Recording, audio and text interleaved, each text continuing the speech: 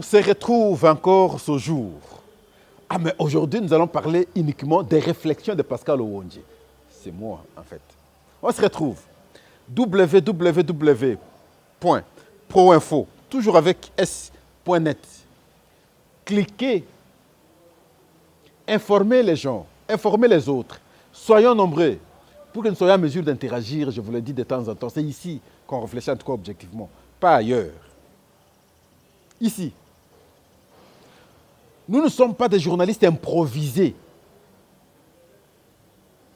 Nous ne parlons que de ce qui est tangible, ce qui est vrai, ce qui est vérifiable, ce qui est bien traité déjà. Et nous diffusons, nous informons objectivement.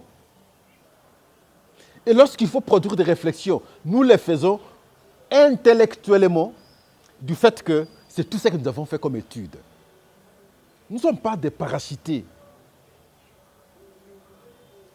Correctement formés dans le domaine, et nous faisons notre travail tel que la formation reçue.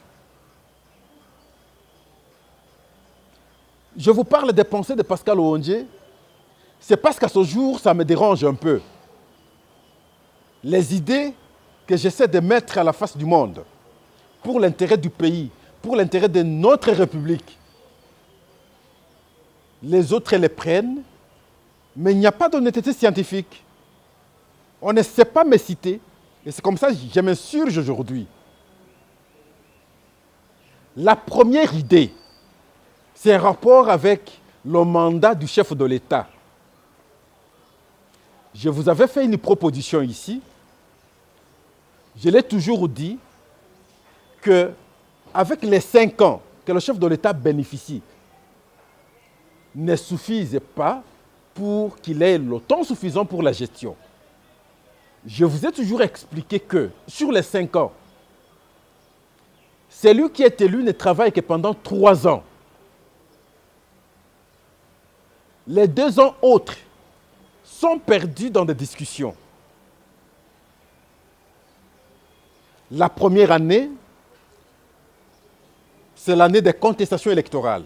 Et on prend tout le temps possible. La dernière année, c'est l'année de préparation des élections. Là aussi, on entre dans des débats politiques, des contestations. La CENI, ainsi de suite. Et s'il a été élu, il ne travaille que pendant 3 ans.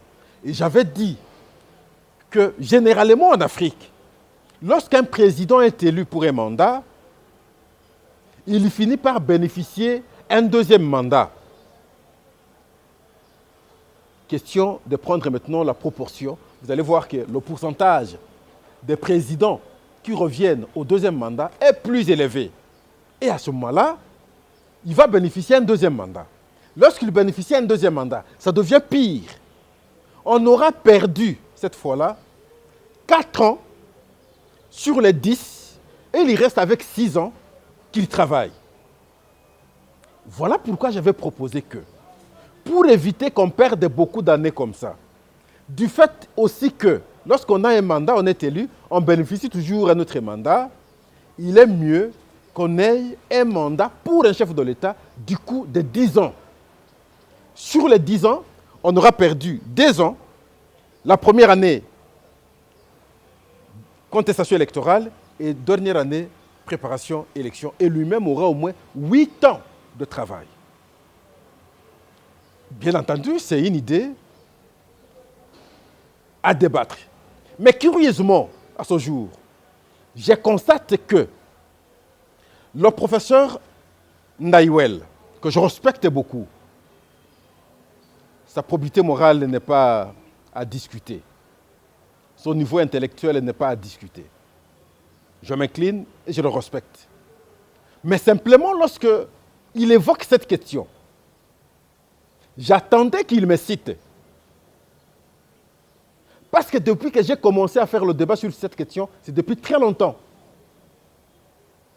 Mais il revient sur cette question, la moindre des choses. Pour un grand intellectuel que moi, Pascal Jorsay, respecté, c'est de savoir dire qu'il y a un journaliste qui s'appelle Pascal Owondje. De temps en temps, il revient sur cette question au regard de son expérience. Il a toujours fait une proposition de 10 ans pour un chef de l'État sans renouveler le mandat. Mais le professeur ne me cite pas. Lui, il explique, il va jusqu'à 9 ans. Pire encore, j'entends ceux du parti politique de mon grand frère, Sami Badibanga, que je salue aussi, revenir sur la question. Ils font une proposition plutôt de 10 ans, sans me citer. Mais ils ne sont pas à mesure de motiver comme je le fais là. Personne, que ce soit le professeur, que ce soit le parti politique de mon grand frère Sami Badibanga, personne ne sait motiver comme je le fais. Personne.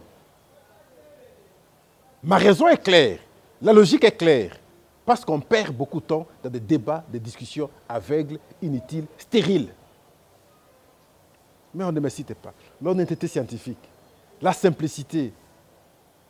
Non mais c'est un combat mené par Pascal Owondje depuis tous ces temps. Nous estimons, nous, comme parti politique, que cette idée est bonne. Nous nous approprions de cette idée et nous allons maintenant l'habiller, l'ajouter certains éléments pour qu'on fasse pression à l'existence d'une pensée, d'une idée. Ça aurait été simple. La disposition de l'article 220 de la Constitution, le mandat est de 5 ans, une fois renouvelable. Cette disposition est verrouillée. Elle a été verrouillée par les constituants parce qu'ils se sont référés au passé où les crises de légitimité à travers,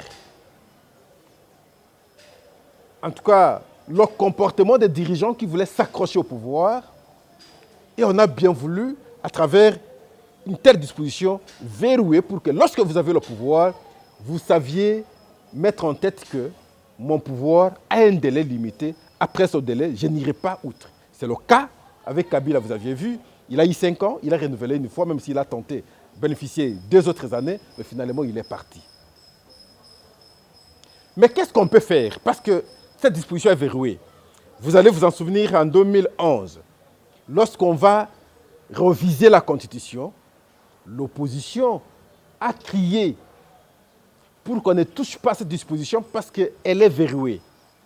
On a révisé la Constitution, on n'a pas touché à cette disposition. Pour qu'on touche à cette disposition, la voie, c'est le changement de la Constitution. Et c'est là que le professeur Ndaïwel évoque. Changer la Constitution.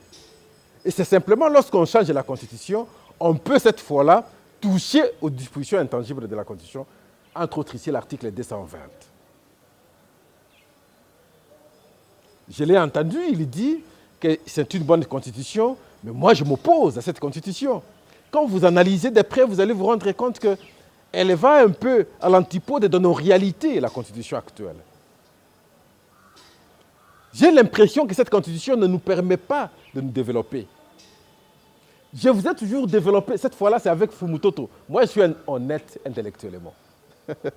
Avec Fumutoto Basanga, lorsqu'on évoque la constitution importée, la démocratie importée, nous avons toujours réfléchi, produit des idées philosophiques sur la possibilité de la création d'une démocratie adaptée à notre style, à notre mode de vie. Parce qu'il est impensable que nous avons nos cultures, nous avons notre mode de vie, nous puissions copier intégralement le mode de vie des autres, la culture des autres. Et la culture française, à travers la Constitution, on nous l'impose et nous l'appliquons à la lettre. Et ça crée l'incompatibilité. Et dans l'exercice, ça pose des problèmes. Et voilà pourquoi il faut l'intégration de nos cultures, de nos habitudes, dans la création maintenant de notre démocratie. Et à ce moment-là, on peut avoir une constitution adaptée, logique, réaliste, convenable, qui puisse nous aider à avoir le développement. Mais dans la logique de limitation, pour que nous soyons comme des récitateurs, des répétiteurs, là aussi je suis avec mon grand frère Yamba Yamba Norbert. Nous ne pouvons pas être des robotisés, des répétiteurs. On nous a dit, voilà, telle disposition, c'est ça. Et nous aussi, nous venons, et là, à l'Assemblée nationale, notre constitution, Germano, et vous répétez textuellement ce que les donateurs des leçons vous ont dit, bon voilà, vous devez faire ça. Et nous pensons que nous faisons mieux parce que nous faisons comme les Français. Mais les Français les font conformément à leur culture.